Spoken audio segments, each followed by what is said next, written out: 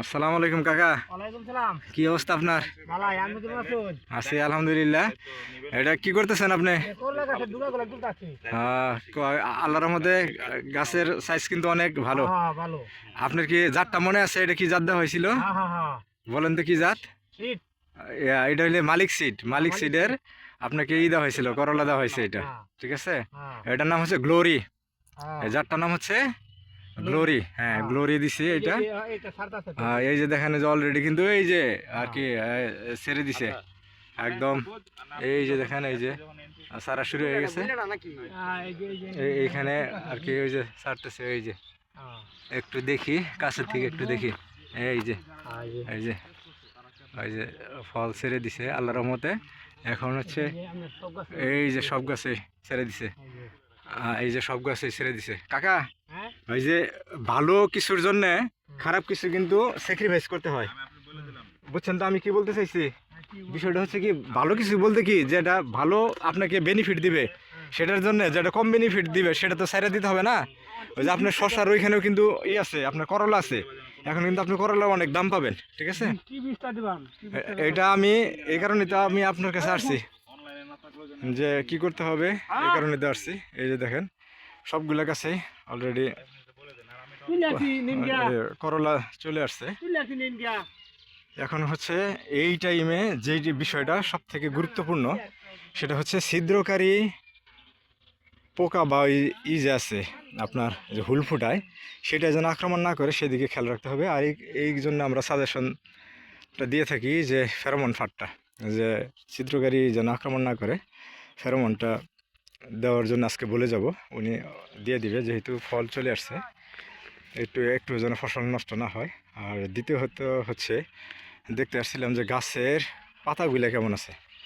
আমি কি বলি আপনারাই দেখুন, এই যে গাছের পাতাগুলো একদম চকচকা ঝকঝকা, মনে হচ্ছে যে আর কি প্রবাদ আছে যে শাকের মতো, মনে হয় কাঁচাই খেয়ে ফেলি, এরকম একটা অবস্থা। দেখেন প্রত্যেকটা পাতা আল্লাহর মধ্যে অনেক সুন্দর আর কি। জাতটা অনেক ভালো দেওয়া হয়েছে, একটা গাছও আমাদের নষ্ট হয় নাই। যতগুলো বীজ ছিল প্রত্যেকটা বীজে জার্মিনেশন হয়েছিল।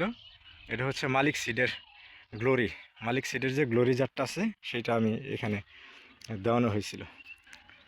আপনারা যখনই কোনো ফসল করবেন সবার আগে প্রাধান্য দিবেন যে ভালো জাত, তারপর হচ্ছে সঠিক সময় সঠিক ব্যবস্থাপনা।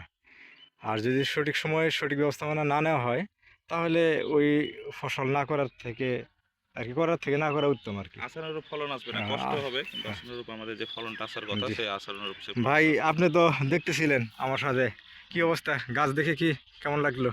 গাছ দেখে ভালোই লাগলো, ফলন ভালো হয়েছে। হ্যাঁ, এখন যে আমাদের যে পরবর্তী যে যত্নগুলো, সেই যত্নগুলো স্টেপ বাই স্টেপ নিতে হবে।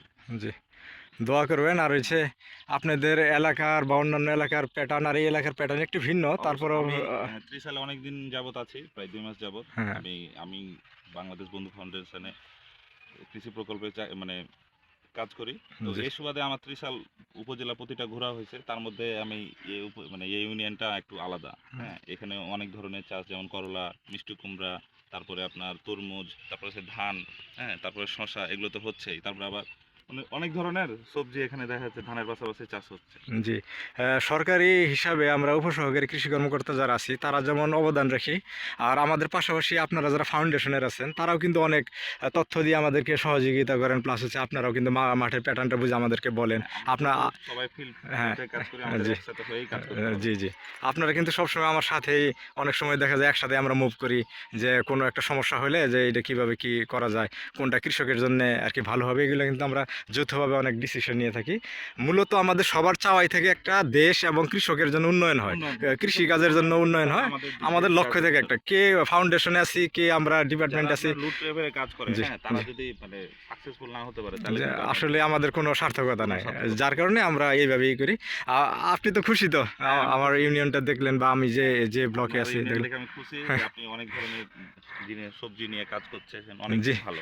ভালো থাকবেন, আবার দেখা হবে কোনো সময়। আসসালামু আলাইকুম।